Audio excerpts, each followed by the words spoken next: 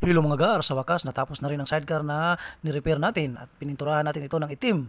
Okay, ito tingnan nyo ang ginawa nating video. Sige, ito pala yung wala pang kulay, no, yung hindi pa natin natrabaho. O yan, marami siyang kalawang at putol pa ang dulo. Kaya ni-repair natin. Okay, kaya tingnan nyo ang pagtrabaho natin, no.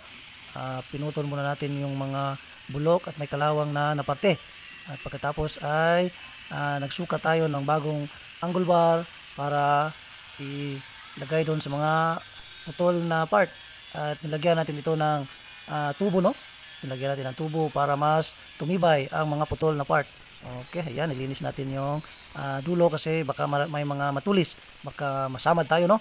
Kaya nilinisan muna natin yung angle bar.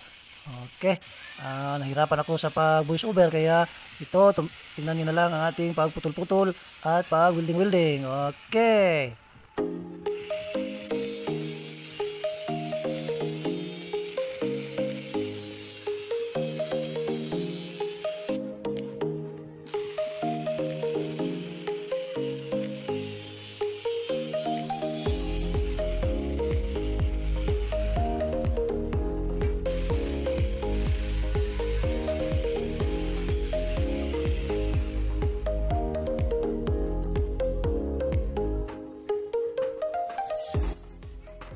Ito na pala yung part na nilagyan natin ng tubo, no, para mas tumibay ang kanyang body. Okay, ito siya, no. Okay, yan na, may tubo na nilagay. At saka pagkatapos niyan ay yung angle bar na pang sumpay. Okay. Sige, tingnan niyo ulit. Ayan na ang angle bar. Okay, pagkatapos niyan ay i-welding natin. Okay.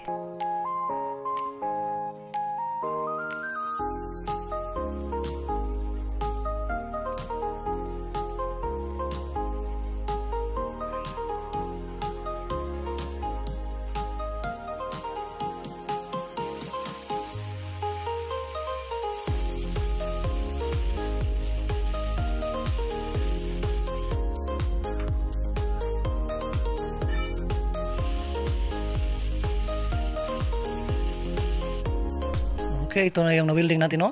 Ayan na. Okay, matibay na siya. Okay, at ito na rin yung lalagyan natin ng dalawang angle bar. Wala nang tubong makita. Okay. Tinapos na natin, no. Nilagay na natin yung sa bandang gilid ng chassis, ng kaha. Nilagay natin ang angle bar at winiling na natin. At pagkatapos niyan ay sa kabila naman para matapos na ito at makulayan na natin. Okay.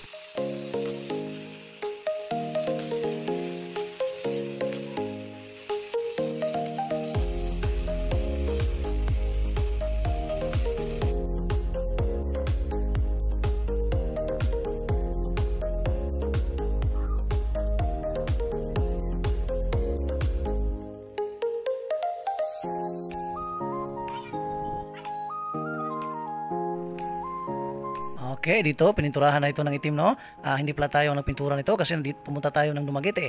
Ang nagpintura pala nito ay si Jelhani Burungan. Shout out sa iyo, Jelhani Burungan. Gusto ko ang trabaho mo.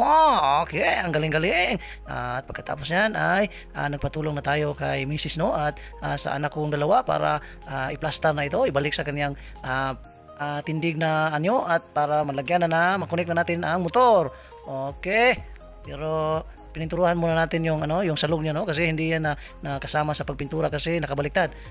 Okay, nahirapan tayo, no, nahirapan tayo sa kalisod dahil mabigat yung sidecar natin. Okay, salamat kay Mrs. at sa dalawa kong baby. Okay, pininturahan na natin siya, no, at pagkatapos niyan ay binalik na ang motor. Sinalpak na natin yung motor, no. Okay, nandiyan na. Ito pala yung kulay na ginamit natin, no? Red lead at saka Triton black. Yan pala yung ginamit natin.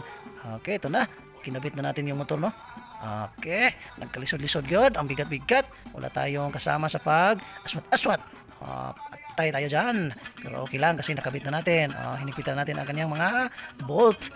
Shout out kay Basya, no? Nag-bike-bike lang diyan sa likod ko. Shout out sa'yo. Gusto kong pag-bike-bike mo. Okay, hinipitan na natin ang kanyang sa pivot axle, nilagyan na natin ng nut at saka ang sa harapan na naman ay hinigpitan na natin ang kanyang bolt at nut. Okay, pero yung pangatlo dyan, no, yung sa footrest medyo nahirapan tayo kasi medyo mababa yung sidecar natin kaya mahirap, pero nagamit pa rin natin yung ano, yung rampa, no, yung rampa para pang washing nagamit natin para mahigpitan yung bolt sa footrest. At ito, tapos na ang ating video. Salamat sa panunood. Thank you for watching. Bye bye.